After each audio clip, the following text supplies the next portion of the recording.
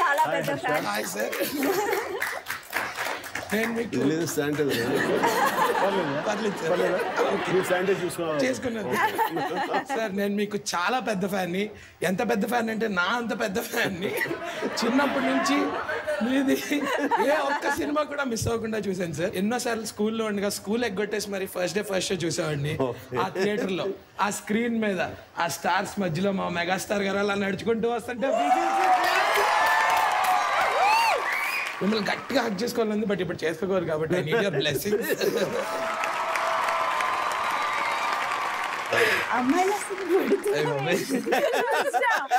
Sir మిమ్మల్ని ఇలా కలిసే అవకాశం దొరికింది కాబట్టి మీకు చిన్న ఛాలెంజ్ సార్. మీరు ఎన్నో హిట్ సినిమాలు చేశారు, అందులో కొన్ని హిట్ సినిమాల పేర్లు చెప్తాను. ఆ ఒకవేళ రీమేక్ చేయాలంటే మీ రోల్ ని ఎవరు ఎఫెక్టివ్ గా ప్లే చేయగలరో చెప్పాలి. Gang leader.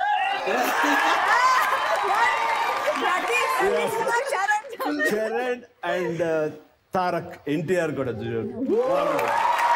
ఇద్దరు justified. Jagadek Veerudu, Athilok Sundari. Charan yes, and Mahesh Babu కూడా. మహేష్ బాబు కూడా మ్యాచ్ అవుతారు, జస్టిఫై చేయగలరు. అతిలోక సుందరి సార్.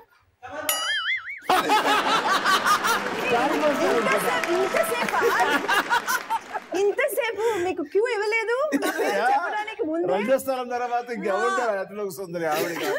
నాకు ఇంత టైం తీసుకుంటారు, చిరాకు వస్తుంది నాకు. అర్థం చేసుకోరు. Tagore, Pawan Kalyan, Indra, Prabhas. Challenge Bunny, Allu Arjun and also Vijay Deverakonda. Youthful cinema. Rowdy Alludu, Bunny and then Raviteja.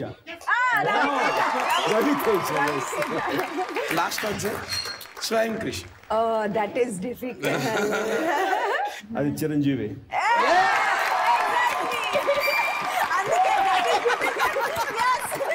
Covid కానీ అది చాలా ఇంపాసిబుల్. అంటే నాకు sir whatever said and done, నాకు మీ సినిమాల్లో ఇంద్ర సినిమా అంటే నాకు అది ఎంత ఇష్టం అంటే నన్ను నిద్రలో లేపి ఈ సినిమాలో డైలాగ్ చెప్పండి, ఏ డైలాగ్ అయినా చెప్పేస్తాను సార్.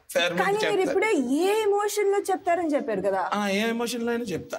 చూద్దాం, ఒక డైలాగ్ చెప్పండి. ఆడియో సార్ ఓకే కదా, ఏడుపుతో ఫుల్ టియర్స్.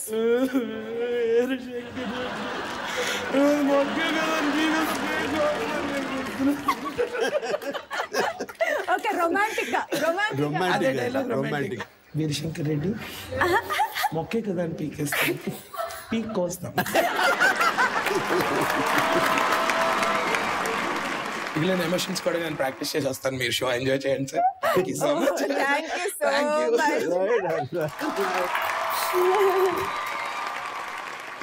అందరి పేర్లు చెప్పాను కానీ ఒక హీరో పేరు చెప్పలేదు.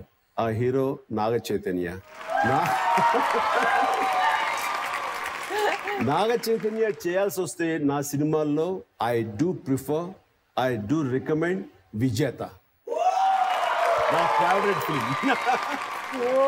అతను ఒక్కడే జస్టిఫై చేయగలడు. ఎవరి జీవితమైనా సరే అమ్మతోనే మొదలవుతుంది. అండ్ నేను మీ ఇన్స్టాగ్రామ్ పోస్ట్ అండ్ మీ పాత ఇంటర్వ్యూస్ చూస్తే I could see the bond that you have with your mom. ఆ బాండింగ్ గురించి చెప్తారా?